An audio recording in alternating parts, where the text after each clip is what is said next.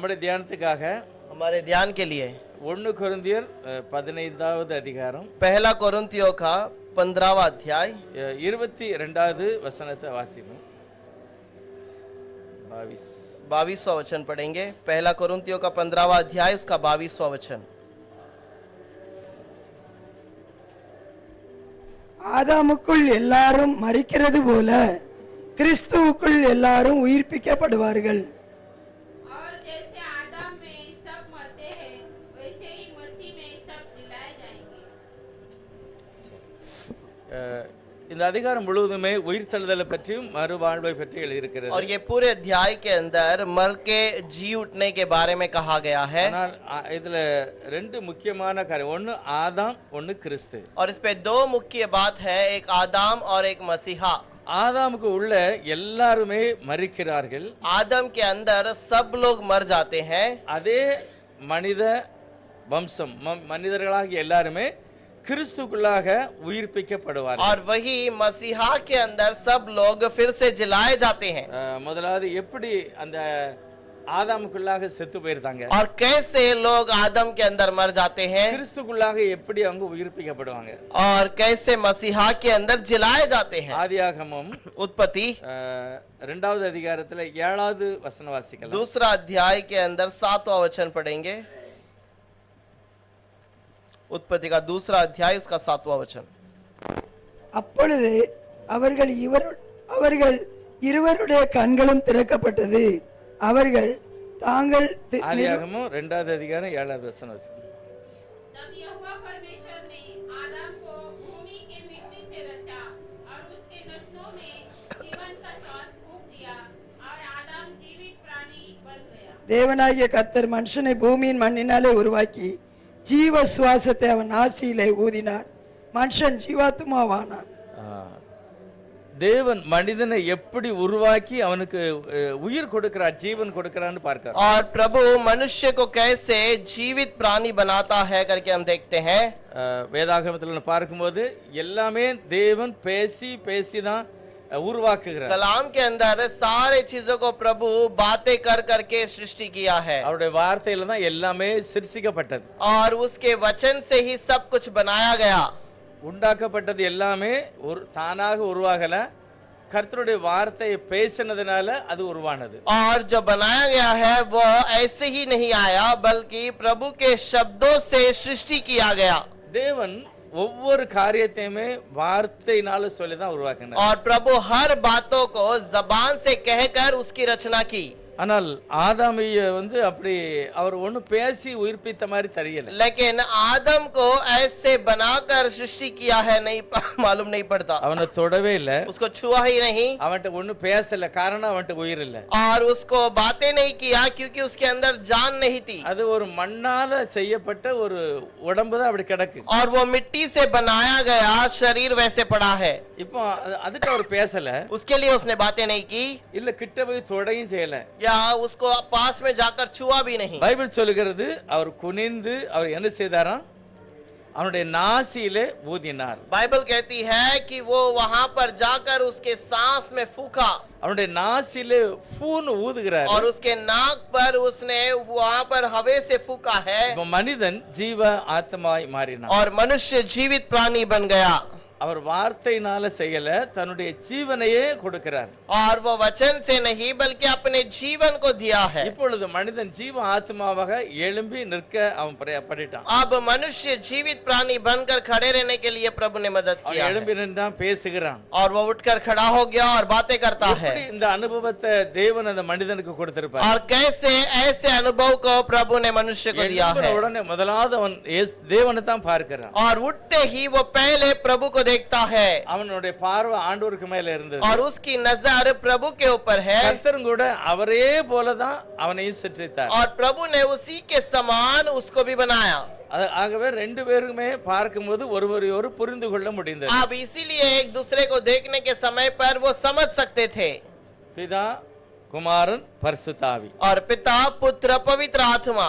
பிதாவுக்கு ரூபம் இல்ல அப்படின்னு வேதம் சொல்லுங்க. कलाम कहता है कि पिता का कोई रूप नहीं. இருக்கா? क्या पिता का कोई रूप है?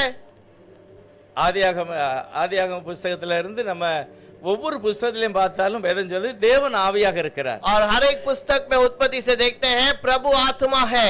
மோசேயோடு கர்த்தர் மிகவும் தெளிவாய் ஒரு வார்த்தை சொன்னார். और मूसा से प्रभु ने बहुत ही ठीक तरीके से एक बात को कहा। மலையில சத்தத்தை கேட்ட ஆனா நீ உருவத்தை பார்க்கல. और पहाड़ पर तूने आवाज को तो सुना लेकिन शरीर को नहीं देखा। அப்ப நல்லா தெரியும் பிதாவுக்கு என்ன செய்யல, உருவம் இல்ல. अब पिता का कोई रूप नहीं है, ஆனா குமாரனுக்கு உருவம் இருந்தது. लेकिन पुत्र के लिए वहां पर रूप है। உருவம் இருந்தா இல்லையா? रूप था या नहीं? குமாரனுக்கு ஒரு மனுஷ சாயலான ஒரு உருவம் இருந்தது. और पुत्र के लिए एक मनुष्य का स्वरूप दिया गया था। பரிசுத்த ஆவிக்கு உருவம் இல்ல. पवित्र आत्मा का कोई रूप नहीं। சிலர் சொல்லுவாங்க புறா அப்படின்னு சொல்லுவாங்க. कुछ लोग कहेंगे कि वो कबूतर के नाई है। புறா பரிசுத்த ஆவியின் அடையாளம் அல்ல. और कबूतर जो है पवित्र आत्मा का चिन्ह नहीं है। அப்போஸ்தலர் 2வது அதிகாரத்துல பரிசுத்த ஆவியானவர் அக்கினியை போல இறங்கினார். और प्रेरितों के किताब के अंदर 2 अध्याय में पवित्र आत्मा अग्नि के जबान के समान उतरा। ஆவியானவருக்கும் ஒரு உருவம் கிடையாது. इसलिए आत्मिक परमेश्वर का कोई रूप नहीं है। பிதாவுக்கு உருவம் இல்ல. पिता का कोई रूप नहीं, பரிசுத்த ஆவிக்கும் உருவம் இல்ல. पवित्र आत्मा का कोई रूप नहीं, ஆனால் குமாரனுக்கு ரூபம் இருந்தது. लेकिन पुत्र के लिए एक रूप है। அப்போ யாரெல்லாம் பார்க்க முடியாது? பிதாவை பார்க்க முடியாது. कौन कौन पिता को देख नहीं सकता? பிதாவை யாருமே பார்க்க முடியாது. पिता को कोई देख नहीं सकता, பரிசுத்த ஆவியையும் யாரும் பார்க்க முடியாது. पवित्र आत्मा को भी कोई देख नहीं सकता, ஆனா இயேசுவை காண முடியும். लेकिन यीशु को देख सकते இயேசுவை हैं। கண்டார்கள், यीशु को उन्होंने देखा, பேசினார்கள். यीशु से बातें की। ஆனா ஆபிரகாம் வீட்டுக்கு போனது யாரு? लेकिन अब्राहम के घर पर जाने वाला कौन था? பரிசுத்த ஆவியா இல்ல பிதாவா? पवित्र आत्मा या पिता? போனாரு, சாப்பிட்டாரு, பேசினாரு, விவரமா இருக்கு நிறைய. और वहां पर लिखा है कि वो गया था, बातें किया, प्रार्थना किया, सब कुछ लिखा गया। அப்ப யார் தான் போனது?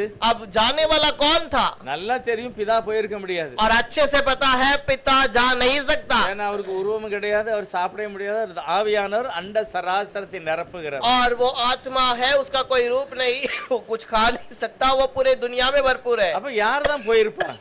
जाने वाला कौन है? குமாரனாகிய கிறிஸ்து தான். और मसीहा यीशु ही गया है। அப்ப பார்த்ததெல்லாம் கிறிஸ்துவை தான் பார்த்தார்கள். अब जो जिन लोगों ने देखा, सब लोगों ने मसीहा को देखा। சொல்லுவாங்க திருத்துவத்தை புரிய முடியாது. और कुछ लोग कहते हैं कि परमेश्वर के 3 गुण को समझ नहीं सकते। நம்ம ஆவி, ஆத்மா, சரீரம். और हम आत्मा, देह और शरीर, அப்படிதான் பிதா அப்படிமாங்க. और वैसा ही पिता भी है करके कहेंगे। நம்மளே யோசிச்சு பார்ப்போம். हम सोच कर देखेंगे।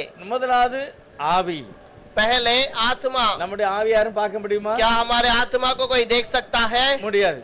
नहीं, இல்ல, அதுக்கு உருவமே கிடையாது. उसका कोई रूप है ही नहीं। ஆத்மாவுக்கு உருவம் கிடையாது. और हमारे मन का भी कोई रूप नहीं, ஆனா சரீரத்துக்கு மட்டும் உருவம் இருக்கு. लेकिन हमारे शरीर के लिए एक रूप है। அப்ப சரீரத்தை பார்க்கலாம், अब शरीर को देख सकते हैं, ஆவியையும் ஆத்மாவையும் பார்க்க முடியாது. आत्मा और मन को देख नहीं அப்ப सकते। என்னைய பார்க்கணும்னா என்னுடைய சரீரத்தை தான் பார்க்கணும். अब यदि मुझे देखना है तो मेरे शरीर को ही देखना पड़ेगा। அதே போலதான் उसी பிதாவை प्रकार பார்க்கணும்னா இயேசுவை தான் பார்க்கணும். अगर पिता को देखना है तो यीशु को ही देखना होगा, வேற யாரையும் பார்க்க முடியாது. और किसी को देख ही नहीं सकते। அவர்தான் பேச முடியும், वही बातें कर सकता அவர்தான் है, தன்னை வெளிப்படுத்த முடியும். और वही अपने आप को प्रकट करता है। அதை நல்லா புரியணும். ஒரே ஒரு தெய்வம் சர்வ வல்லவர். और हमें ठीक से समझना है, एक ही प्रभु सर्वशक्तिमान, அவரை காணவே முடியாது. उसे देख नहीं सकते, பார்க்கணும் அப்படின்னா இயேசுவை தான் பார்க்கணும். लेकिन अगर देखना चाहते हैं तो यीशु को देखना அதே है। போல நான் ஆவி, ஆத்மா, சரீரமாக இருக்கிறேன். और उसी प्रकार मैं आत्मा, शरीर, देह हूँ।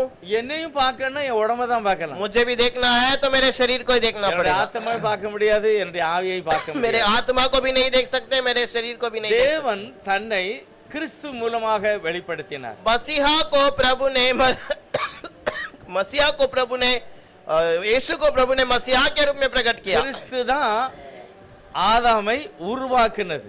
और यीशु पिता ने ही जो शरीर के लिए एक रूप में मसीहा को तैयार किया। சிலர் சொல்லுவாங்க நம்மை போல. कुछ लोग कहेंगे हमारे समान। நம்மை போல அப்படின்னா 3 ஆணும் ஒரே மாதிரி தான் இருக்கணும். और अगर हमारे समान है तो तीनों व्यक्ति एक ही जैसे होना चाहिए। அப்ப சொல்லலாம் பிதா, குமாரன், பரிசுத்தாய் 3 பேரும் ஒண்ணா உட்கார்ந்துகிட்டு और ऐसे कह सकते हैं कि तीनों व्यक्ति एक साथ एक समान बैठकर, நமக்கு 3 பேருக்கும் உருவம் இருக்கு, हम तीनों को शरीर है, நம்மளே மாதிரி ஒரு ஆளை உண்டாக்கலாம். हमारे समान एक व्यक्ति को बनाएंगे। அப்படி இல்ல 3 பேரும் தனித்தனியா தனித்தனி உருவம். பிதாக்கு உருவம் இல்ல, या फिर तीनों का अलग अलग गुण है तो अलग है, पिता का कोई रूप नहीं, பரிசுத்த ஆவிக்கு உருவம் கிடையாது, पवित्र आत्मा का कोई रूप नहीं, குமாரனுக்கு உருவம் இருக்கு. और पुत्र के लिए रूप है। நம்ம பிதா என்ன சொல்லணும்? अब पिता क्या कहना चाहिए? உன்னை போல நான் ஒரு ஆளை உண்டாக்கலாம்னு நினைக்கிறேன். तुम्हारे समान मैं एक मनुष्य को बनाना चाहता அப்படி हूँ। கிறிஸ்துவை பார்த்து சொல்லலாம். अभी ऐसे मनुष्य को देखकर कहना ஆனா चाहिए, பைபிள் அப்படி சொல்லல. लेकिन बाइबल ऐसे नहीं நமது कहती। சாயலாக. हमारे स्वरूप में, ஆகவே ஒரே ஒரு சர்வ வல்லவராக வெளிப்பட்ட தெய்வம் और एक ही स्वरूप में बनाया गया அவர் प्रभु, கிறிஸ்துவாக தன்னை वो வெளிப்படுத்தினார். मसीहा के रूप में अपने आप को प्रकट किया। அப்ப ஆரம்பத்திலிருந்தே கிறிஸ்து தான் உலகத்தை உருவாக்கினார். अब आदि से मसीहा ने ही पूरे दुनिया को बनाया है, அவர் உருவாக்கினதுனால அவர் அப்பாங்கிற ஸ்தானத்துல இருக்கிறார். और वो उसने बनाया है इसीलिए वो पिता के स्थान पर है। ஆனால் அவர் மனிதனுக்காக வரும்போது கிறிஸ்து மனிதனாக வெளிப்பட்டார். और वो मनुष्य के रूप में आने के समय पर मसीहा का वो शरीर को देखता है। மனிதனுக்கு உள்ள வாசம் பண்ணும்போது அவர் பரிசுத்த ஆவியாக தன்னை मनुष्य வெளிப்படுத்துகிறார். के अंदर निवास करने के समय पर वो पवित्र आत्मा बन जाता है। ஆகவே ஒரே ஒரு தெய்வம் எப்படியெல்லாம் இருக்கிறார்? और एक ही खुदा किस प्रकार से है? நம்மளை போல ஆவி, ஆத்மா, சரீரம். हमारे समान आत्मा, मन और शरीर। இந்த தெய்வம் ये प्रभु ஆதாமுடைய நாசியிலே ஊதினார். आदम के नाक के अंदर फूका। ஊதினது யாரு? பிதாவா, குமாரனா, பரிசுத்த ஆவியா? फूकने वाला कौन है? पिता है कि पुत्र है कि पवित्र आत्मा है?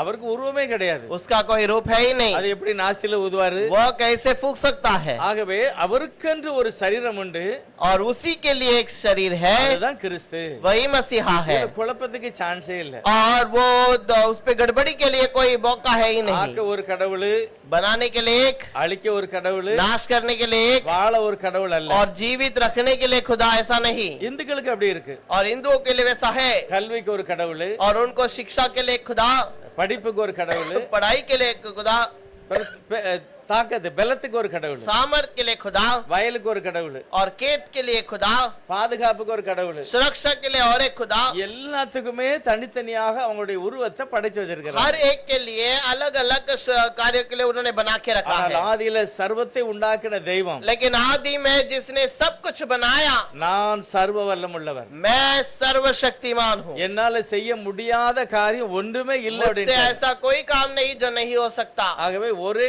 தெய்வங்கிறதுல உறுதியாக நாம் இருக்க வேண்டும். और इसीलिए एक ही खुदा को ठीक से जान लेना है। தேவன் மனிதனாக வரும்போது और जब प्रभु मनुष्य के रूप में आता है, அவருடைய ஊழிய காலத்துல उसके सेवकाई के समय पर, செத்து போன சரீரங்களை உயிர்ப்பித்தார். और मरे हुए शरीर को जिलाया। அவர் லாசர் உயிரோடு எழுப்புதார் பாருங்க. लाजर को उसने जिलाया। லாசர உயிரோடு எழுப்பதுக்கு நாசில ஊதுனாரா? लाजर को जिलाने के लिए क्या सांस फूका? இல்ல. नहीं। அவர் என்ன சொன்னாரா? उसने क्या कहा? லாசர்வே வெளியே வான்னாரு, செத்து போன வெளியே வந்துட்டான். लाजर को बाहर बुलाया, वो मरा हुआ व्यक्ति बाहर आ गया। அதே மாதிரி நாயனூர் விதவையினுடைய பையன் அப்படியே பாடையில கொண்டுட்டு போறாங்க. और वैसे ही नायनूर विधवा की उस बच्चे को उसको उस अर्थ को लेके जा रहे थे, அந்த செத்து போன உடம்ப தூக்கிட்டு போறாங்க और அடக்கத்துக்கு. उस अर्थ को लोग उठा कर लेके जा रहे थे दफन करने के लिए। அந்த அவர் சுமந்துட்டு போறத நிறுத்து அப்படின்னாரு. और जो उठा के लेकर जा रहे थे उन्होंने कहा रुको। அந்த பாடை அந்த சுமந்த அந்த அந்த அந்த கம்பு இருக்குல்ல, அதைத்தான் அவர் தொட்டார். और उस अर्थी को उसने बाहर से उसको छुआ। ஆனா வாலிபனை பார்த்து சொன்னார், வாலிபனே எழுந்துரு அப்படின்னாரு. लेकिन उस जवान को देखकर कहा है जवान उठ जा। எழுந்துட்டான். उठ गया। செத்து போன ஒரு சரீரத்தை எழுப்புவதற்கு தேவன் பேசினார். और मरे हुए शरीर को जिलाने के लिए प्रभु ने बातें किया। அதே மாதிரி எவீருடைய மகளை, वैसे यवीर की बेटी को, அந்த செத்த பிள்ளை எழுப்புவதற்கு என்ன செய்தார்? उससे उठाने के लिए क्या कहा? தலித்தாகுமி, तलुत्ताहुमी, சிறு பெண்ணை எழுந்திரு. ए छोटी बेटी उठ जा। நல்லா தெரியுது இயேசுவானவர் और हमें अच्छे से समझ आना चाहिए, மரித்து போன ஒவ்வொருவரும் எழுப்புவதற்கு பேசினார், சிலர் தொட்டார். मरे हुए शरीर को जिलाने के लिए उसने छुआ या फिर उसने आवाज देकर बुलाया। ஆனா ஆதாம் அப்படி இல்ல. लेकिन आदम को ऐसा नहीं, அவர் தொடையும் இல்ல, उसने ना छुआ, அவர் பேசவும் இல்ல, ना ही बातें की, நாசியிலே ஊதினார். उसके नथनों में फूका। அதனாலதான் ஆதாம் தேவனுடைய பிள்ளை. और इसलिए आदम परमेश्वर का पुत्र है। ஆதாம் மட்டுமில்ல, நம்ம எல்லாருமே தேவனுடைய பிள்ளை. केवल आदम नहीं, हम हर एक प्रभु के पुत्र ஆனா हैं। தேவனுடைய இந்த பிள்ளை लेकिन प्रभु के ये बच्चे பாவம் செய்ததுனால और पाप करने के कारण இப்போ அவன் அவன் உடம்புல இருந்து என்னது வெளியே போயிட்டு, उसके शरीर के अंदर से क्या बाहर चला गया, என்னது வந்துட்டு, क्या आ गया? பைபிள் சொல்லுது பாவம் உள்ள வந்ததுனால और पाप अंदर आने के कारण இப்போ மரணத்துக்கு அவன் தகுதி உள்ளவனாய் மாத்திட்டான். मरण के लिए वो योग्य ठहर गया। இதைத்தான் பைபிள் சொல்லுகிறது. इसी के बारे में बाइबल कहती है ஆதாமுக்குள் எல்லாரும் மரிக்கிறார்கள். आदम के अंदर सब लोग मर गए थे। அப்படின்னா ஜீவன் அவனுடைய ஜீவன் வெளியே போயிட்டு. उसका जीवन बाहर चला गया। ஆவி இருக்கு உடம்புல. आत्मा है शरीर के अंदर, அதாவது அவனுடைய உயிர் இருக்குல்ல, உயிர் இருக்கு, ஆவி और இருக்கு. उसके अंदर आत्मा के अंदर जीवन है। பிரசங்கில சொல்லும்போது சொல்லுகிறார், समुपदेशक में தேவன் தந்த அந்த ஜீவன் समुपदेशक में कहता है प्रभु की ओर से दिया गया அது जीवन, எடுத்துக்கொள்ளப்படும் வரைக்கும் और वो लिए जाने तक, அது அவனுடைய அவனுடைய சரீரத்துக்குள்ளதான் இருக்கு. और वो उसके शरीर के अंदर ही है। ஆனா ஆத்மா அப்படி இல்ல. लेकिन मन ऐसा नहीं। அந்த ஆத்மா மரணம் அடைந்தது.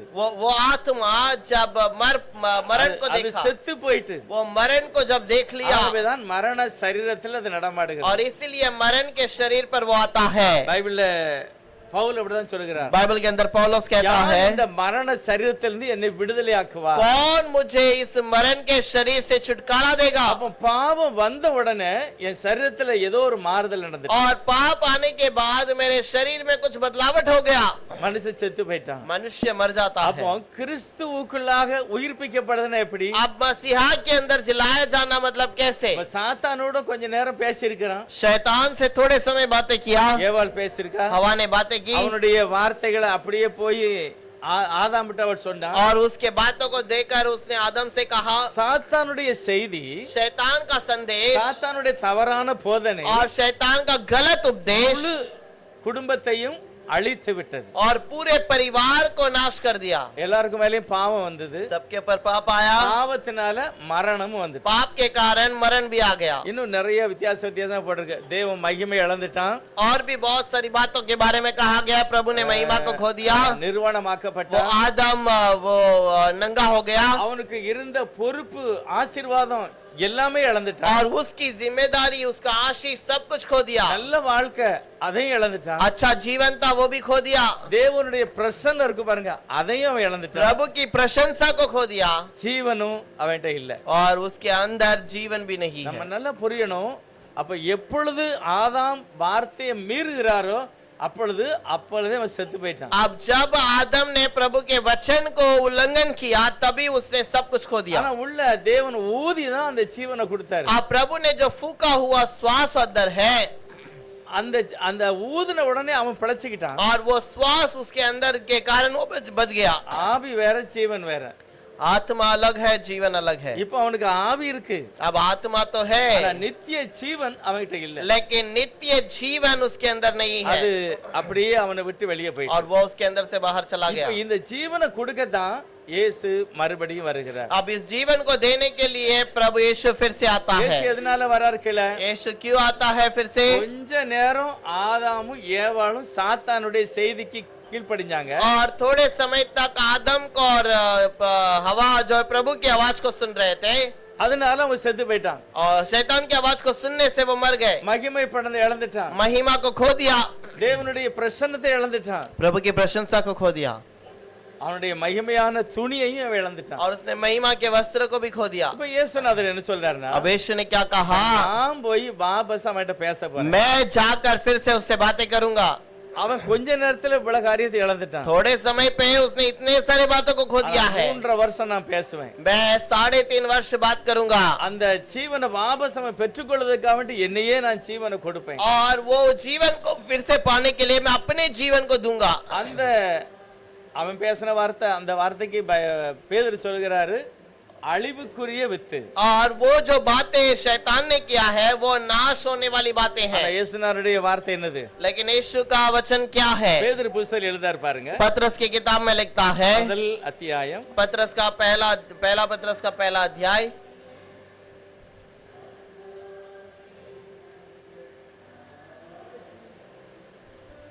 23வது வசனம் பாருங்க. 23वां वचन। இதுல வித்துன்னா வார்த்தை. அழிவுள்ள வித்தினாலே அல்ல, அழிவுள்ள வித்தினாலே அல்ல, என்றென்றைக்கும் நிற்கிறதும் என்றென்றைக்கும் நிற்கிறதும் ஜீவனுள்ளதுமான தேவ வசனமாகிய அழிவில்லாத வித்தினாலே. நல்லா போட்டிருக்கு, அழியாத வித்து தேவனுடைய வார்த்தை. மறுபடியும் ஜனிப்பிக்கப்பட்டீர்களே, மறுபடியும் நீங்கள் பிறந்தீர்கள்.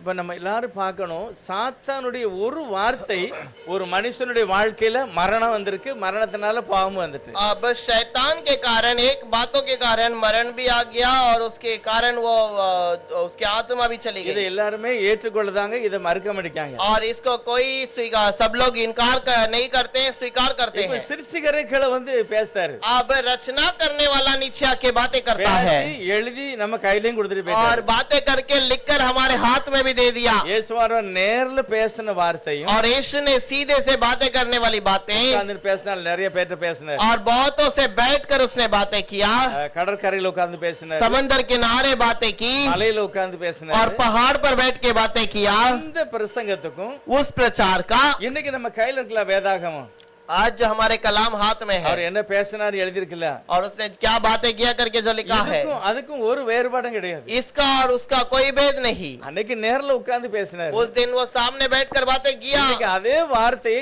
எழுதி நம்ம கையில और தந்திருக்கார். वही बात को हमें लिख कर दे दिया है। அதான் பேதுரு சொல்றாரு, சாத்தானுடைய வார்த்தை அழிவுக்குரியது, और वो शैतान की बातें जो नाश की है, ஆனா தேவனுடைய வார்த்தை அப்படி இல்ல, और लेकिन प्रभु का वचन वैसा அது नहीं, ஜீவன் உள்ள வார்த்தை. वो जीवन का बातें இப்ப हैं। இயேசுநாதருடைய வார்த்தையை நான் கேட்டானோ இல்ல நான் வாசித்தாலோ அதுக்கு பலன் உண்டா இல்லையா? अब उसकी बातों का जो सामर्थ्य, उसका जो सामर्थ्य है या नहीं, இருக்கா இல்லையா? சாத்தானுடைய வார்த்தை ஒரு மனுஷனை பாதிச்சிட்டு, शैतान की बातें एक मनुष्य को हानि में ले गया, பாவம் பாவத்தோட மரணம். पाप पाप के साथ मरण। இப்ப இயேசுநாதர் என்கிட்ட பேசுகிறார், अब यीशु हमसे बातें करता இல்ல है அவர் பேசின வார்த்தை நீங்க வாசிக்க, और या फिर हम जो वचन पढ़ते हैं उसे हम जो लिखे हुए वचन को पढ़ते அந்த हैं வார்த்தையை நான் விசுவாசித்தால் और उस वचन को यदि विश्वास करें, எனக்கு ஜீவன் கிடைக்குமா கிடைக்காதா? हमारे लिए जीवन मिलेगा या नहीं, கிடைக்குமா கிடைக்காதா? मिलेगा या नहीं, கண்டிப்பா கிடைக்கும். जरूर मिलेगा। ஆனா அந்த நம்பிக்கையை வரவிடாமல் சாத்தான் தடுக்கிறான். लेकिन उस भरोसा को हमारे ऊपर आने नहीं देता ஆகவேதான் शैतान। கர்த்தர் சொல்றார், நீ விசுவாசித்தால் தேவனுடைய மகிமை और காண்பாய். इसीलिए प्रभु ने कहा तो विश्वास करेगा तो प्रभु की महिमा को देखेगा। சாத்தான் வார்த்தை பாவமும் பாவத்தின் மூலமா மரணமும் வந்துட்டு, शैतान की बातें मरण और मरण के कारण और कुछ बातों को भी ले आया। ரெண்டு மனுஷனை பாதிச்சிட்டு, ये दोनों मनुष्य को ऊपर हानि ले आई, கிறிஸ்துக்குள்ள लेकिन मसीहा के अंदर எல்லாரும் वो உயிர்ப்பிக்கப்படுவார்கள். सब के अंदर जिलाया गया है। நம்ம என்ன நினைக்கணும், கடைசியில அவர் வந்து எல்லாரும் உயிரோட எழுப்ப போறாரு. और हम सोचते हैं कि वो आकर सबको जलाने वाला है, அது उண்மைதான், கடைசியில எழுப்பாரு. वो तो जरूर आकर जलाने वाला है। இப்ப என்ன நடக்கிறது? लेकिन अब क्या होगा? 1 யோவான் புத்தகத்துல யோவான் எழுதுறார் பாருங்க. 1 पहला यूहन्ना के किताब में यूहन्ना लिखता है, அதெல்லாம் நம்ம விவரமா வாசிக்கணும். हम ठीक से उसे पढ़ना है, எதனால ध्यान தேவன் करना है। மனிதனாக இறங்கி और வருகிறார்? क्यों प्रभु मनुष्य के रूप में उतर कर आया? முதல் வசனம் சொல்லுகிறது, और पहला वचन में कहता है, ஆதி முதல் இருந்ததும் ஆதி முதல் இருந்ததும் நாங்கள் கேட்டதும் நாங்கள் கேட்டதும் எங்கள் கண்களினாலே கண்டதும் எங்கள் கண்கண்டு கண்டதும் நாங்கள் நோக்கி பார்த்ததும் எங்கள் கைகளினாலே தொட்டதுமாயிருக்கிற ஜீவ வார்த்தையை குறித்து உங்களுக்கு அறிவிக்கிறேன். படிக்கலாம். उस जीवन के वचन के विषय में जो आदि से था, जिसे हमने सुना और जिसे अपने आंखों से देखा, वरन जिसे हमने ध्यान से देखा और हाथों से छुआ। எத்தனை பேருக்கு இந்த வசனம் விளங்குது?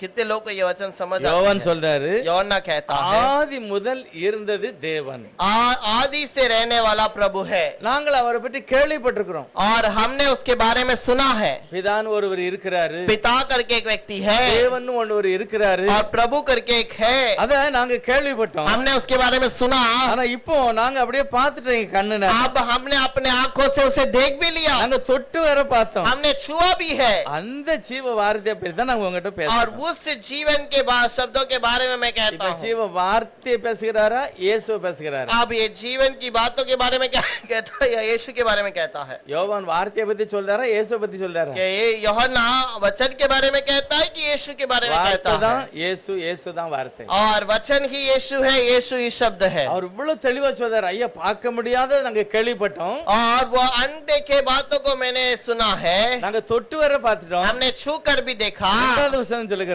और दूसरा वचन में कहता அந்த है, ஜீவன் வெளிப்பட்டது. और वो जीवन प्रकट हुआ। எந்த ஜீவன்? कौन सा जीवन? ஒரே ஒரு ஜீவன் தான், நித்திய ஜீவன், அது தேவன். एक ही जीवन है, वो नित्य जीवन, वो प्रभु है। அவர்தான் ஆதாமுடைய நாசில ஊதினாரு, அவன் ஜீவாத்மாவான். और वही आत्मा को आदम के ऊपर फूका, वो जीवन का जीवित प्राणी बन गया அந்த ஜீவன் இப்ப அவனை விட்டு வெளியே போயிட்டு और वो जीवन उसके अंदर से बाहर चला இதை गया திரும்ப ஒரு கொடுக்கிறதுக்கு தான் और ये फिर से दिले के लिए அவர் இறங்கி கீழே வருகிறார். वो वापस उतर कर आता है। அவர் சொல்லுகிறாரு, वो कहता है பிதாவினிடத்திலிருந்து எங்களுக்கு வெளிப்பட்டது, और पिता के पास से हमारे जीवन में அது प्रकट हुआ நித்திய ஜீவன், और वो नित्य जीवन நாங்கள் है அதை பார்த்திருக்கிறோம், और हमने उसे देखा है, அதை குறித்து தான் நாங்கள் சாட்சி கொடுக்கிறோம். उसी के बारे में हमने गवाही दी है நீங்களும் எங்களோட இந்த சத்தியத்திலே இருக்கும்படி நாங்கள் உங்களுக்கு சொல்லுகிறோம். और तुम भी सत्य में रहने के लिए हम तुम्हें कहते हैं। எங்களுடைய ஐக்கியம் हमारा जो मेल है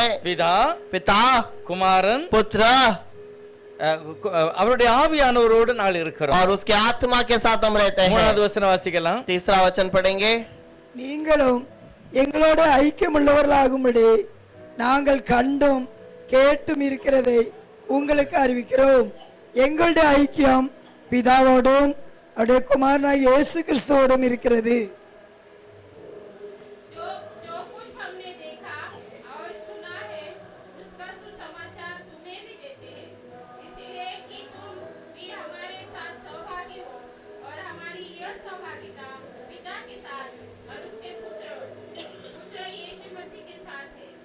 அவர் சொல்கிறார், எங்களுடைய ஐக்கியம் वो कहता है हमारा मेल பிதாவோடும் पिता के साथ, அவருடைய குமாரனாகிய இயேசுவோடும். पुत्र का यीशु के साथ में, குமாரன் தான் கிறிஸ்து, கிறிஸ்து தான் குமாரன். और पुत्र ही मसीहा है और मसीहा ही पिता पुत्र है। இப்ப காணப்படாத தெய்வம் வருவார்னு வாக்கு கொடுத்தாரு.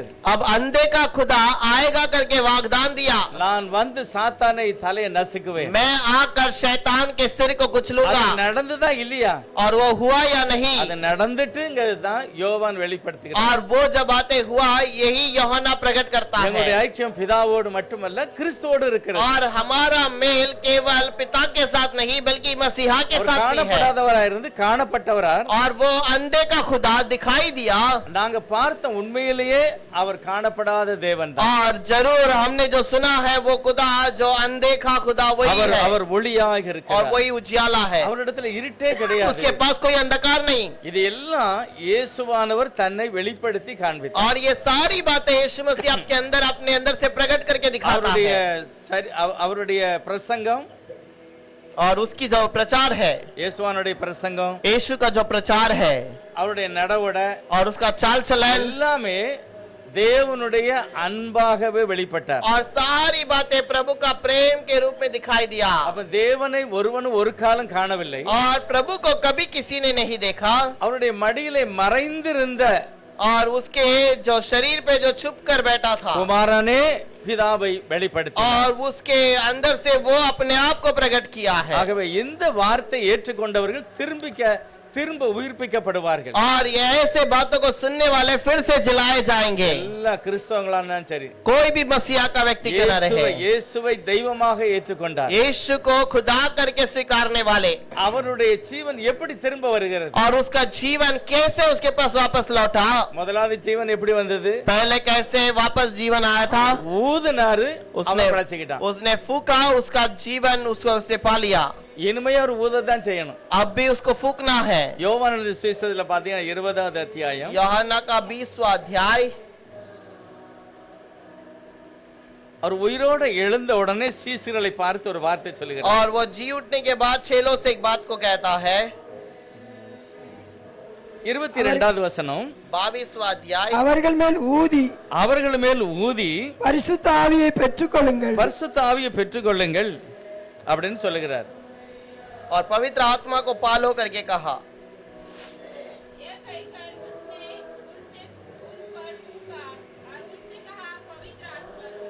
யோவான் 20வது அத்தியாயத்துல முதல் வசனம் அவர் உயிரோடு எழுந்தார். और यूहन्ना का 20वां अध्याय पहला वचन में वो जी उठा திரும்ப தன்னுடைய சீடர்களை தன்னை வெளிப்படுத்தினார். और फिर अपने चेलों को प्रकट किया। இப்ப இழந்து போன அந்த ஜீவனை திரும்ப ஒரு மனுஷனுக்கு கொடுக்கணும் அப்படின்னா और अब जो जीवन जो खो दिया उसको फिर से लौटाना है, அவர் तो ஊதினார். उसने फूका।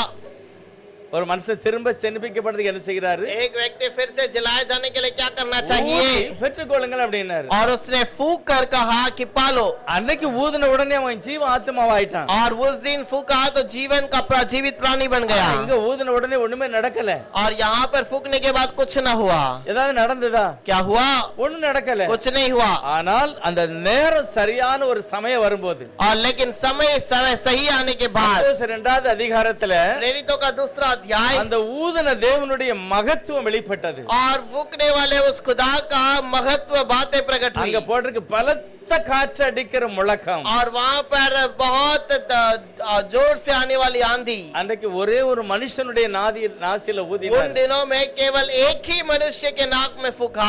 120 மேல தேவன் ஊதுகிறார். अब 120 लोगों के ऊपर प्रभु ने फूंका है। அப்பொழுதுதான் இழந்து போன ஜீவன் திரும்ப ஒரு மனுஷனுக்கு வருகிறது. और तब वो जो मरा हुआ जो शरीर का जीवन फिर से पा लिया। அவர்தான் பரிசுத்த वही ஆவியானவர். पवित्र आत्मा है। தேவனுடைய வல்லமை, और प्रभु का सामर्थ, தேவனை நம்புகிற அந்த விசுவாசம், और प्रभु के ऊपर भरोसा करने वाला विश्वास, அதுதான் ஆறாவது புலன் அடிப்பாங்க. और वही छठवां गुण करके कहते हैं। ஐம்புலன்னா என்னது? 5 गुण क्या क्या है? ஒரு மனுஷனுக்கு ஐம்புலன் கிரியை और செய்கிறது. एक मनुष्य के अंदर 5 गुण कार्य करते हैं। தொடுகிறது, एक छूना, ருசிக்கிறது, एक चखना, வாசனை பார்க்கிறது, सुगंध लेना, பார்க்கிறது, சிந்திக்க, நிறைய 5 விதமான காரியம் இருக்கு. सोचना और सूंघना, ये देखना, ये सब 5 गुण ஆனா है। ஆறாவது ஒரு குணம் लेकिन அவனை விட்டு வெளியே போயிட்டு, छठवां एक गुण उसके अंदर से बाहर चला गया। என்னது அப்படின்னா தேவன் மேல உள்ள ஒரு இருந்த நம்பிக்கை, और प्रभु के अंदर से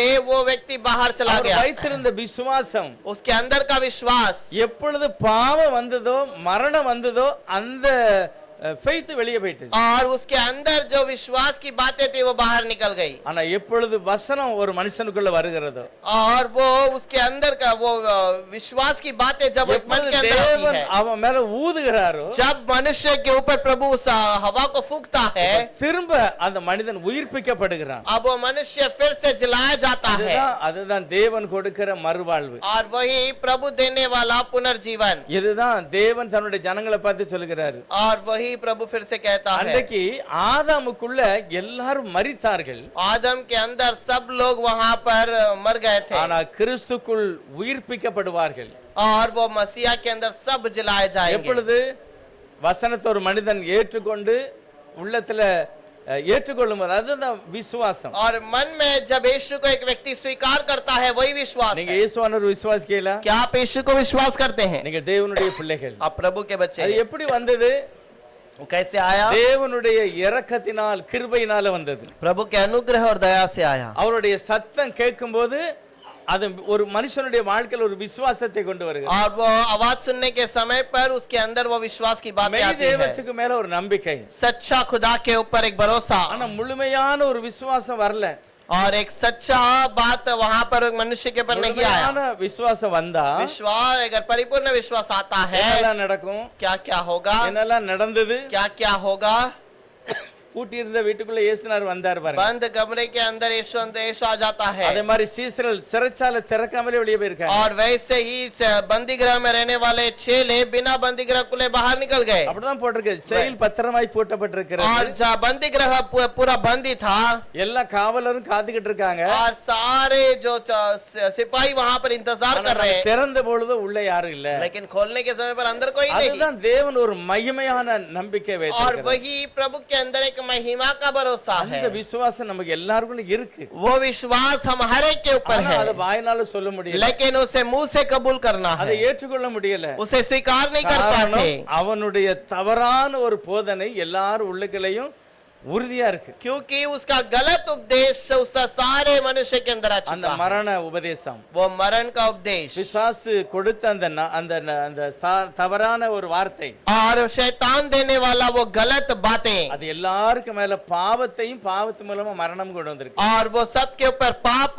के कारण मरण भी ले आया। இப்ப இயேசுவானவர் நம்ம நம்பும்போது என்ன अब நடக்குது? यीशु मसीह के ऊपर भरोसा करने के समय पर क्या होता है? இயேசுவானவர் சொல்லுகிறார், यीशु कहता है, யோவான் 10:10 என்ன சொல்றாருன்னா, यूहन्ना 10 10:10 में क्या कहता நான் है? அவைகளுக்கு ஜீவன் உண்டாயிருக்கவும் और मैं उनके ऊपर जीवन रहने के அது लिए பரிபூர்ணப்படும்படி வந்திருக்கிறேன். और वो जीवन परिपूर्ण होने के लिए दिया है। அப்படின்னா ஜீவன் இல்ல.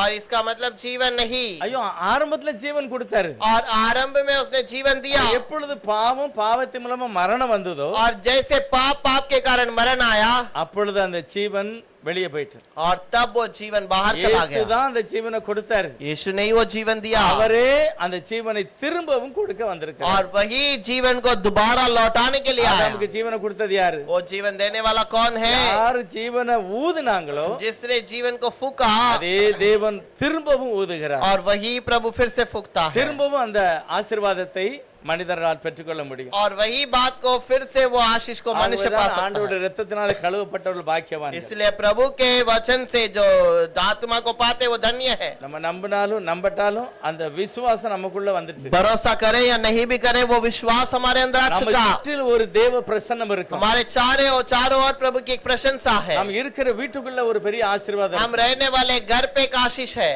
ஒரு ஊழியக்காரர் சொல்றாரு, एक सेवक कहते हैं, நாங்க சபையில பாடும்போது हम जब कलीसिया में गीत गाते हैं ஆர்கன் வாசிக்கும், और जब हम ऑर्गन बजाते हैं, தபேலா அடிக்கும், तबेला बजाते हैं, ஜனங்கள் முழு இதயத்தோட பாடுதாங்க. लोग पूरे मन से गीत गाते ஆனா हैं। நம்மளோட பரலோகம் சேர்ந்து பாடுதுங்கிறது நிறைய பேருக்கு தெரியல. बहुतों को ये बात पता नहीं कि हमारे साथ स्वर्ग भी गा रहा है, தேவதூதர்களும் பாடுகிறார்கள். स्वर्ग के दूत भी गाते हैं, ஆனா நமக்கு அது கேட்கல. लेकिन हमें उनकी आवाज नहीं आती। கர்த்தர் சொல்லுகிறார், प्रभु कहता है, என் நாமத்தை நீ எங்க ஆராதித்தாலும் சரி, मेरे नाम को तुम कहीं पर भी आराधना क्यों ना நான் करो, அங்க இருக்கிறேன். मैं वहां पर அவர் हूँ। இருந்தார்னா நம்ம மட்டும் இல்ல, தூதர்களையே அவர் ஆராதிக்க. और मैं रहूंगा तो केवल मैं नहीं, स्वर्ग दूत भी तुम्हें वहां पर, முழு உலகத்தையும் தேவன் நிரப்புகிறவர். पूरे दुनिया को प्रभु भरपूर करता है, நாம் விசேஷமானவங்க. और इसलिए हम विशेष हैं। கர்த்தர் அப்படிதான் சொல்லியிருக்கிறார். प्रभु ने ऐसे ही कहा। அநேகர் என்னை காண ஆசைப்பட்டாங்க, बहुतों ने मुझे देखने की चाहत रखी, ஆனா என்னை காணல. लेकिन नहीं देख நான் पाए। பேசதை கேட்கன்னு ஆசைப்பட்டாங்க. और मैं जो बातें करता हूँ उसे सुनने का चाहत இதெல்லாம் रखा। எதிர்பார்த்தது யாரு? நீதிமான்கள், और हाँ, जो इंतजार करने वाले कौन थे? धर्मी, தீர்க்கதரிசிகள். भविष्यवक्ताओं, யாருமே என்னை பார்க்கல. लेकिन किसी ने मुझे नहीं देखा। எப்பொழுது தேவன் மனிதனாக இறங்குகிறார், लेकिन जब प्रभु मनुष्य के रूप में उतर आया, அப்ப நம்ம எல்லாம் பார்க்கிறோம். और तब हम सब देखना है। நம்ம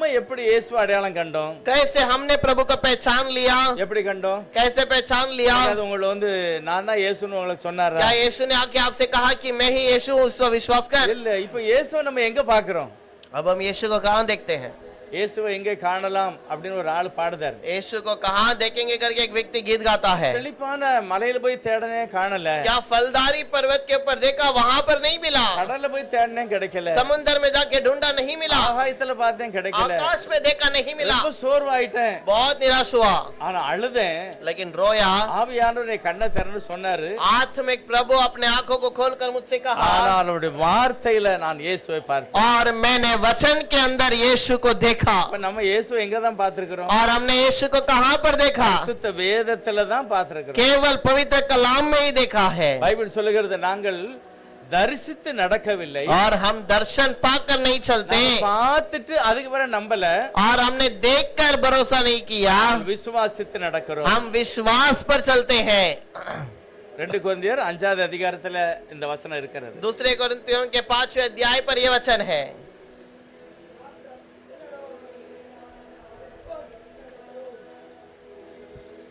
நாம்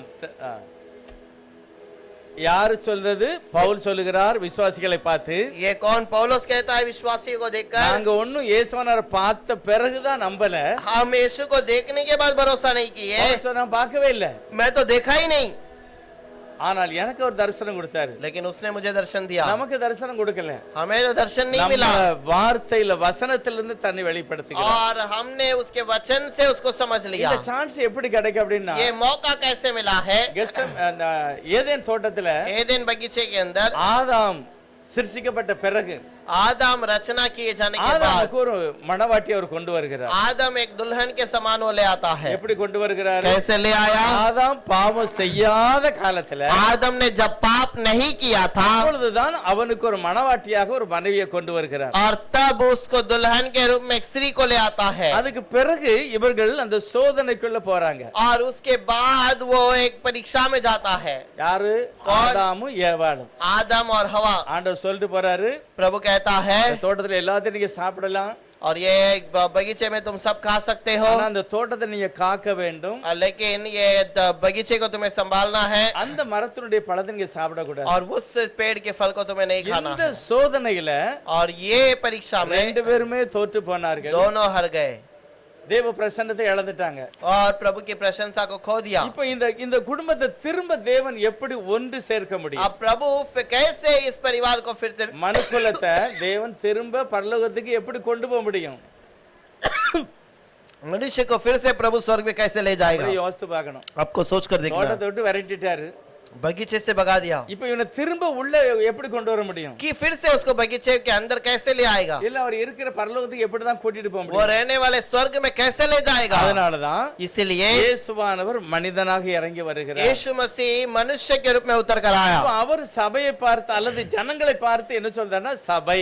और वो कलीसिया को देखकर या लोगों को देखकर कहता है ये मेरी कलीसिया है। இந்த சபை என்ன செய்கிறாரு? ये कलीसिया को क्या करता है? ஆதாமும் ஏவாளும் பாவம் செய்து கெட்டு விட்டார்கள். आदम और हवा पाप कर कर बिगड़ गए இப்ப தேவன் தன்னுடைய மணவாட்டியை கொண்டு வரதுக்கு முந்தி और प्रभु अपने दुल्हन को ले आने के पहले அவர் சிலுவையிலே நித்திரை அடைந்தார். क्रूस पर वो वहां पर विश्राम किया। அவர் இறந்துட்டாரு. वो मर गया அவர் செத்து போயிட்டாரு. वो मर गया அது செத்துட்டாரா இல்லையான்னு ப்ரூவ் பண்ணதுக்கு தான் और वो मरा या जिंदा है इसको निभाने के அந்த लिए போர் சேவகன் அவருடைய ஈட்டி விலாவில ஈட்டி வச்சு குத்து. और वो बाला से उसके शरीर को घात किया। அது குத்தும்போது என்ன நடந்தது? और वो घात करने के समय पर क्या हुआ? ரத்தமும் जल और தண்ணீரும் लहू और வெளியே வந்தது. लहू और खून बाहर आया करके कहता வேற है ஒண்ணும் வரலையா? और कुछ नहीं आया। வாஸ்து பாருங்க 1 யோவான் उस புத்தகத்துல वचन को पढ़कर देखिएगा पहला यूहन्ना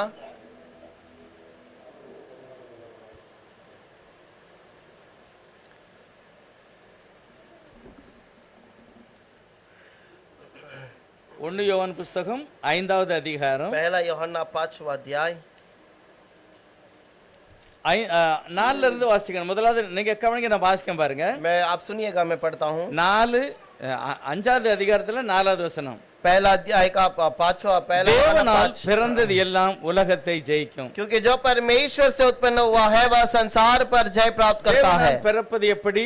और जो परमेश्वर से जन्म कैसे लेना है? அவருடைய நாமத்தை ஏற்றுக்கொண்டுள்ள எத்தனை பேர்களோ और उसके नाम के ऊपर विश्वास करने वाले அத்தனை जितने பேர்களும் हैं தேவனால் वो பிறந்தவர்கள். सब वो प्रभु से जन्मे हैं அவங்கள பார்த்து ஆண்டவர் சொன்னார் மறுபடியும் பிறக்கணும். और वो सब फिर से जन्म लेना है। மறுபடியும் பிறக்கிறது எப்படி? फिर से कैसे जन्म लेना है? இயேசுவை இரட்சகராக ஏற்றுக்கொள்ளணும். यीशु को उद्धारकर्ता के रूप में स्वीकार करना இயேசுவுடைய है நாமத்துல ஞானஸ்நானம் பெறணும். और यीशु के नाम से बपतिस्मा पाना இவர்கள் है தான் ஜலத்தினாலும் ஆவியினாலும் और பிறந்தவர்கள். यही आत्मा और शरीर से जन्मे हैं। 4வது வசனம் சொல்லுகிறது, चौथा वचन में लिखा है நாம் அதை விசுவாசித்து நாம ஞானஸ்நானம் எடுக்கிறோம். और हम विश्वास कर कर बपतिस्मा लेते हैं ஆகவே நம்முடைய விசுவாசம் தான் உலகத்தை और ஜெயிக்கும். इसलिए हमारा विश्वास दुनिया को जीतेगा। இயேசுவானவர் தேவனுடைய குமாரன் என்று விசுவாசிக்கிறவனே அன்றி और यीशु मसीह ही परमेश्वर का पुत्र है जो विश्वास करता है வேற उसको யார் छोड़कर। உலகத்தை ஜெயிக்க முடியும்? और कौन दुनिया को जीत सकता है? யாருமே ஜெயிக்க முடியாது. कोई नहीं। தேவன் மனிதனாக வந்தார், प्रभु मनुष्य के रूप में आया, என் பாவத்தை மன்னிச்சிட்டாரு, मेरे पाप को क्षमा என்னை किया மனம் திரும்புன்னு சொல்லுகிறாரு. और मुझे क्षमा कर करके நான் कहा மனம் திரும்புகிறேன், मैं मन फिराया ஆகவேதான் நான் உலகத்தை ஜெயித்தவன். और इसीलिए मैंने दुनिया को जीता है। அடுத்த ஒரு 6வது வசனம் சொல்லுகிறார், और छठे वचन में कहता है இயேசு கிறிஸ்துவாகிய இவரே और यीशु मसीह ஜலத்தினாலும் पानी இரத்தத்தினாலும் और लहू के द्वारा வந்தவர். आया है ஜலத்தினாலே மாத்திரமல்ல, और केवल जल के पानी से ये द्वारा नहीं, ஜலத்தினாலும் पानी இரத்தத்தினாலும் வந்தவர். और लहू दोनों के द्वारा आया है। ஆவியானவர் சத்தியமாகையால் और जो आत्मा आत्मिक है वो गवाही वो सच्चाई का है, அவர் சாட்சி கொடுக்கிறார். उसने गवाही दी। இந்த வசனத்துல அடுத்த வசனத்தை பாத்தீங்கன்னா, उसका अगला वचन देखेंगे பரலோகத்திலே சாட்சி இடுகிறவர்கள் மூவர், और गवाही देने वाले 3 है, பிதா, வார்த்தை, பரிசுத்த ஆவி. और पिता, आत्मा और पवित्र आत्मा। எப்படி சொல்லுங்க? பிதா, पिता, வார்த்தை, वचन பரிசுத்த ஆவி. और पवित्र आत्मा, மூன்றும் ஒன்றா இருக்கிறது. ये तीनों एक है। இதெல்லாம் அந்த வசனத்தை மேல எங்கேயும் பிராக்கெட் போட்டிருக்கு பாருங்க. अब ये वचन को ऊपर नीचे ब्रैकेट के अंदर लिखा गया है இது ஆர்சி காரங்களால சேர்க்கப்பட்ட வசனம். और ये आरसी के साथ में जोड़ा गया शब्द है ஜனங்கள் விளங்கணும்னு சொல்லி அடி போட்டு காமிச்சிருக்காங்க. और लोग समझने के लिए लिखा है மூன்று தெய்வங்கள் அல்ல, तीन खुदा नहीं, மூன்று தன்மையாக தன்னை வெளிப்படுத்தி तीन अलग अलग गुण में अपने आप को प्रकट किया। தேவன் சிலுவையில இருக்கும்போது और प्रभु जब स्वर्ग में था, क्रूस पे था, தனக்குன்னு ஒரு கூட்டத்தை உருவாக்க, अपने लिए एक झुंड को तैयार नहीं किया, மணவாட்டியை உருவாக்க दुल्हन को तैयार करने के लिए ஆதாமை போல இயேசுவும் மரித்தார். आदम के समान यीशु भी मर गया ஆதாம் மரிச்ச பிறகுதான், அவன் நித்திரை அடைஞ்ச பிறகுதான் ஏவாளே வெளியே வர. और आदम मरने के बाद ही वो स्त्री बाहर निकाली जाती है ரெண்டு பேரும் பாவம் செய்யல, और दोनों ने पाप नहीं ஆனா किया, திரும்ப சோதனையில தோத்து போயிட்டாங்க. लेकिन फिर से परीक्षा में हार गए। இப்ப இயேசு சொல்லுகிறார், अब यीशु कहता है இந்த கூட்டத்தை நான் மறுபடியும் புதுப்பிப்பேன். और ये झुंड को मैं फिर से नया बनाऊंगा। அவங்கதான் மணவாட்டி, वही दुल्हन है அவங்கதான் சபை. और वही இந்த कलीसिया சபை है। அவர் எப்படி கொண்டாடுறார் ये பாருங்க. कलीसिया को कैसे ले आता है, சபை உருவாவதற்கு முன்னமே, और कलीसिया बनाए जाने के पहले அப்போஸ்தலர் நடபடிகள் எழுவதற்கு முன்னாலக, और प्रेरितों का किताब लिखे जाने के पहले பரிசுத்த ஆவியானவர் மேல இருந்து இறங்குனார்ல, और पवित्र आत्मा जो ऊपर से उतर गया था, அதுக்கு முந்தி, उसके पहले அதுக்கு முதலாவது उसके पहले ही சிலுவையில் உள்ள தியாகம் நடக்கிறது. क्रूस का जो परीक्षा होता है, அவருடைய சரீரம் குத்தப்பட்டது, उसका शरीर पे घाव किया அவர் गया, நித்திரை वो அடைந்திருந்தார், मर गया था, அவர் ஆதாமை போல மரணம் वो அடைந்திருந்தார். आदम के साथ समान मर गया था। அவருடைய விலாவுல இருந்துதான் ஆவிக்குரிய மணவாட்டி சபையை अब உருவாகிறது. उसकी पसली से उसने कलीसिया को तैयार किया है। இப்போ நம்ம உள்ள வந்தது இயேசுவை ஜெயித்த பிறவா ஜெயிக்க முன்னாலேயா? अब यीशु मसीह जय पाने के बाद हम आए हैं मसीहा के अंदर या उसके पहले आ चुके?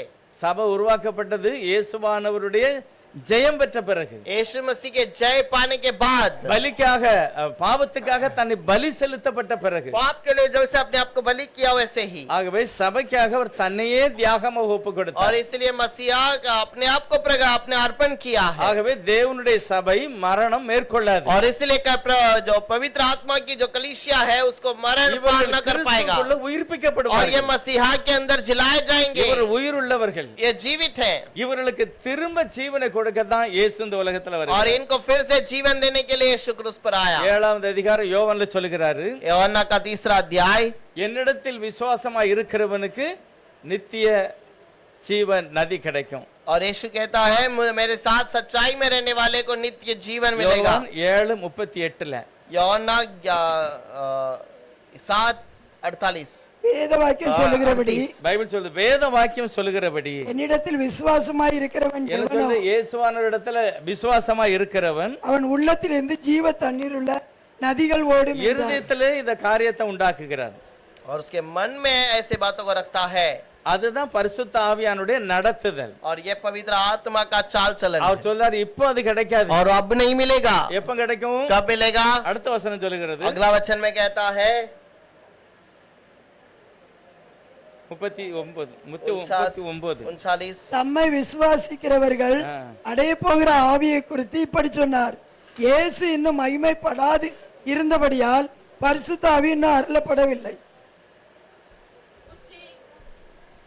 उसने यह वचन पवित्र आत्मा के विषय में कहा, जिसे उस पर विश्वास करने वाले पाने पर थे, क्योंकि आत्मा अब तक न उतरा था, क्योंकि यीशु अब तक अपनी महिमा को न पहुंचा था। பைபிள் சொல்லுகிறது, बाइबल कहती है, அவர் ஜீவ தண்ணீரை நதியை பற்றி பேசுகிறாரு, பரிசுத்த ஆவியை பற்றி और பேசுகிறார். पवित्र आत्मा के बारे में जीवन की नदी करके कहता இன்னும் है, ஜனங்களுக்கு இதுக்கு கிடைக்கல, और अभी तक लोगों को नहीं मिला, ஏனென்றால் இயேசு இன்னும் மரிக்கவில்லை. क्योंकि यीशु अब तक मरा नहीं அவர் था। மரணத்துக்கு பிறகுதான் वो मरण के बाद ஆவியானவர் ஊற்றப்பட்டார். आत्मिक प्रभु जिलाया गया।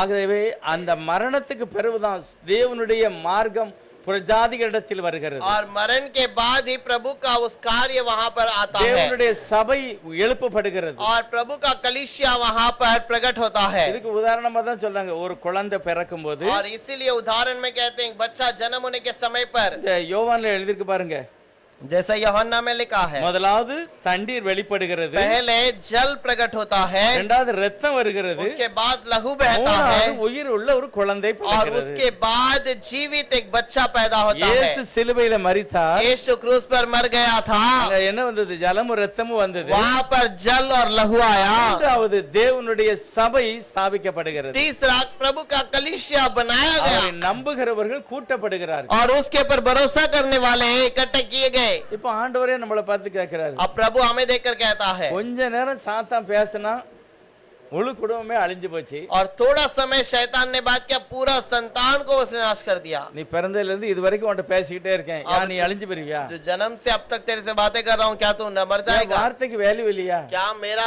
शब्द का कोई कीमत नहीं?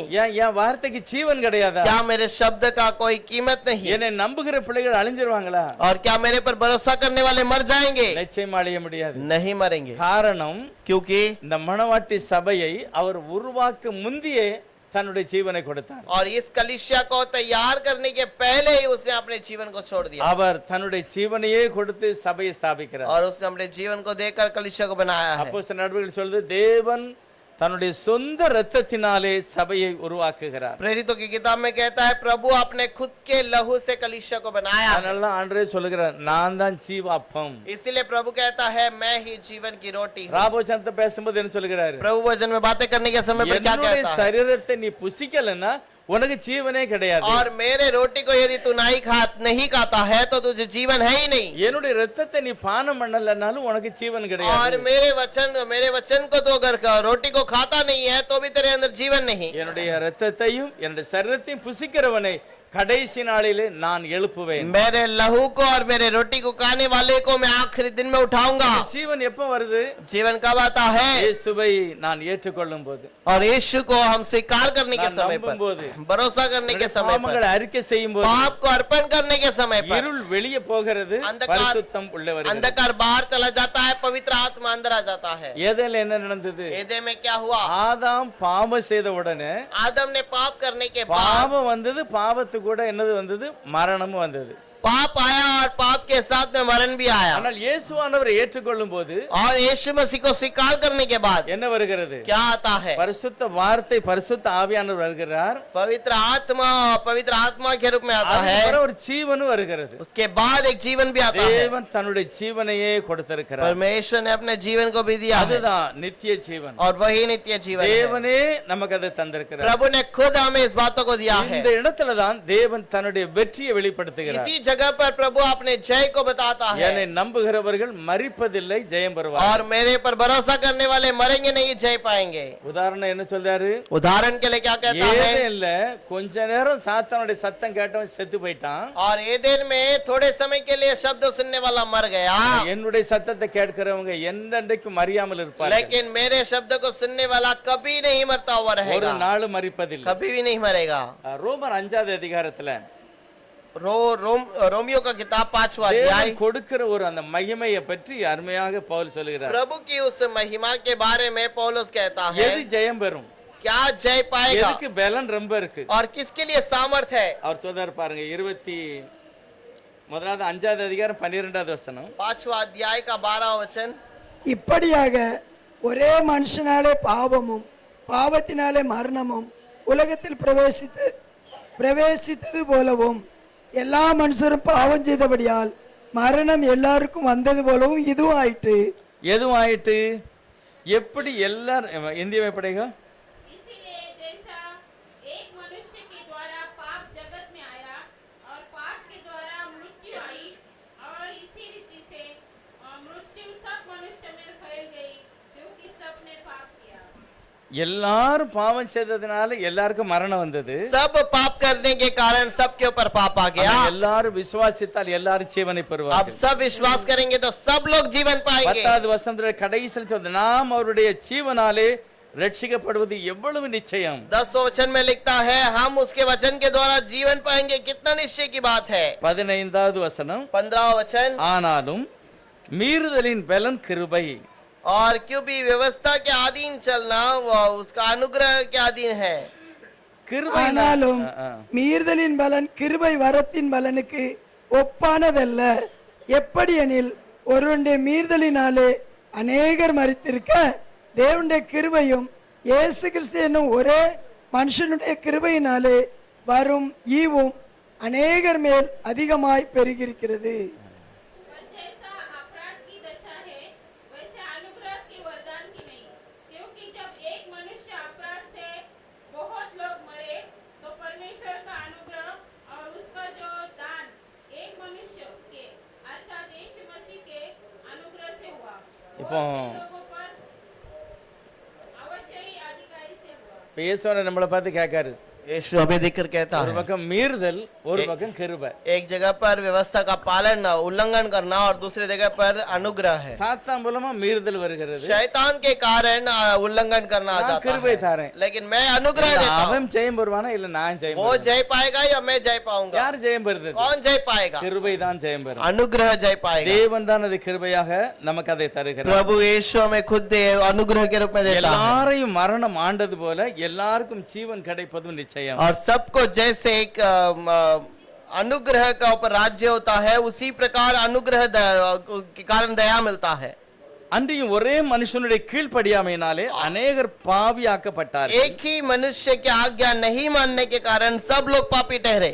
ஒருவருடைய கீழ்ப்படினாலே அநேகர் நீதிமான்களாக்கப்படுவார்கள். एक ही आज्ञा मानने के कारण सब लोग धर्मी भी बनाए जाएंगे। எல்லாமே தேவன் இரக்கமாக மனுஷர்களுக்கு மேல ये வைக்கிறார். सारी बातें प्रभु अनुग्रह से दया से लोगों को देता எப்படி है। கிடைக்குது?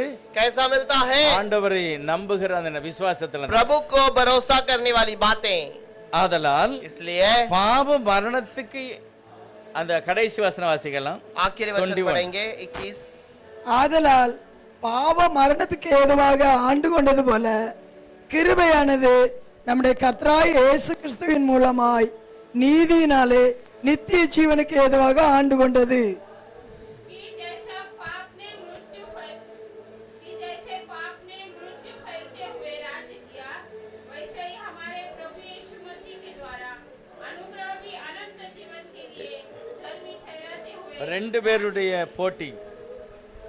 பேருடைய போட்டி. और दो लोगों का यहाँ पर लड़ाई। சாத்தான் சொல்றான், நான் எல்லாத்தையும் தள்ளிட்டேன், शैतान कहता है मैं सबको दूर कर दिया, எல்லாரையும் மரணத்துல போட்டுட்டேன். सबको मरण में डाल दिया। இயேசு சொல்ற, இல்ல நான் எல்லாரையும் மன்னிச்சிட்டேன். यीशु कहता है नहीं, मैं सबको क्षमा कर दिया। யாரு அதுல ஜெயம் பெற முடியும்? कौन जय पा सकता है? இயேசு ஒருவரே ஜெயம் பெற முடியும். केवल यीशु ही जय पाएगा। அந்த விசுவாசிக்கிற ஜனங்கள் அந்த நம்பிக்கையில வருகிறார். और वो विश्वास करने वाले उस रास्ते पे आ जाते हैं। அது கிடைக்கிறது. प्रभु के अनुग्रह से ये बातें मिलती ஆகவேதான் हैं। தேவனுடைய ஜனம் பாக்கியம் और உள்ளவர்கள். इसलिए प्रभु का वचन सामर्थ है। கர்த்தர் அப்படிப்பட்ட மகிமையான விசுவாசத்துல நம்மளை நடத்தும். प्रभु ऐसे महिमा के विश्वास पे हमें चलाए। கர்த்தர் நம்மை ஆசீர்வதிப்பாராக. प्रभु हमें आशीष करे। ஜெபம் பண்ணலாம். हम प्रार्थना करेंगे।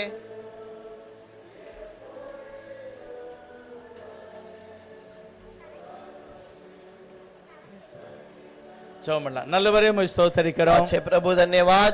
இயேசுவே மெய்யான தெய்வம் என்று ஏற்றுக்கொண்டவர்கள் பாக்கியவான்கள். और यीशु को स्वीकार करने वाला धन्य அவருடைய है। நாமத்திலே விசுவாசம் உள்ளவர்கள் பாக்கியவான்கள். उसके नाम पर विश्वास करने वाले धन्य அவருடைய हैं। ரத்தம் சகல பாவங்களை நீக்கி நம்மை சுத்திகரிக்கிறது. और उसका लहू हमारे सारे पापों को धोकर शुद्ध करता है। இயேசு கிறிஸ்துவின் கிருபை வரமோ எல்லாரையும் ஆண்டு கொண்டது. यीशु का लहू जो अनुग्रह का बातें हमारे को उद्धार करता है। அப்படிப்பட்ட மகிமையான கிருபையில நம்பிக்கையில எங்கள் ஒவ்வொருவரையும் அழைத்தவருக்கு நன்றி சொல்லுகிறேன். और वैसे महिमा की बातों में हमारे को बुलाने वाले को धन्यवाद कहते हैं। விசுவாசிகள் தங்களையே ஆண்டவரே அந்த வெளிப்பாடோடு பேச கிருபை செய்யும். और विश्वासी उस पूरे भरोसे के साथ उन बातों को बातें करने के लिए मदद தன்னுடைய कीजिए। வீடுகள் ஆசீர்வாதமா இருக்கணும்.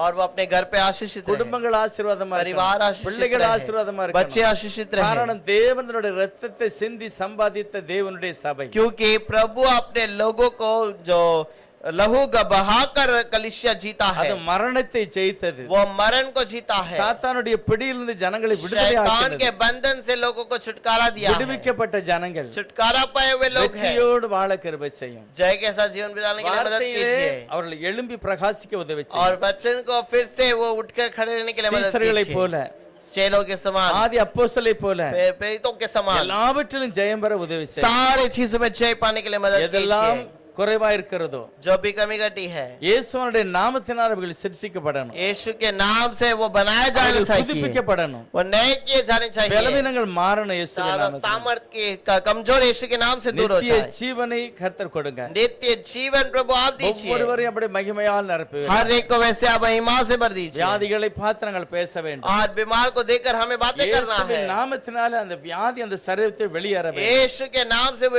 बीमार उस शरीर से बाहर निकल जाए, இருளின் அதிகாரம் எங்கள் குடும்பத்தை விட்டு வெளியேறி போக வேண்டும். अंधकार की शक्तियां मेरे परिवार से दूर किया जाए, தேவனுடைய கிருபை எங்களுக்கு வேணும். प्रभु का अनुग्रह हमें चाहिए। அப்படிப்பட்ட விசுவாசத்துல ஒவ்வொருவரையும் நிரப்புவீர். वैसे विश्वास के अंदर हर एक को बढ़ाइए, கடைசி மட்டுமாக உம்முடைய கரங்களோடு கூட இருக்கட்டும். आखिर तक प्रभु को आपका अनुग्रह हमारे संग रहे। இயேசு கிறிஸ்துவின் நாமத்துல பிதாவே. यीशु के नाम से मांगते हैं पिता। ஆமென்.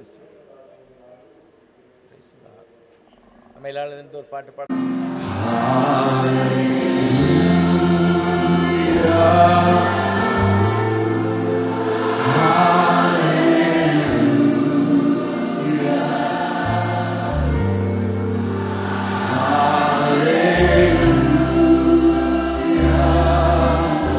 Thank you, Jesus. Hallelujah.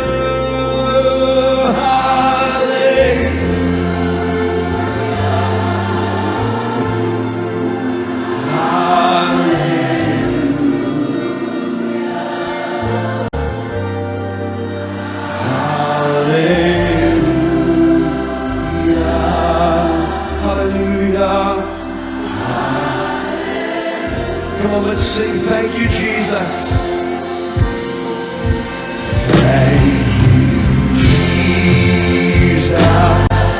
Thank you, Jesus.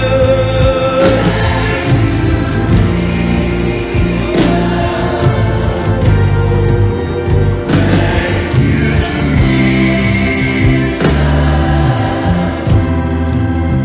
Thank you, Jesus. Thank you, Jesus.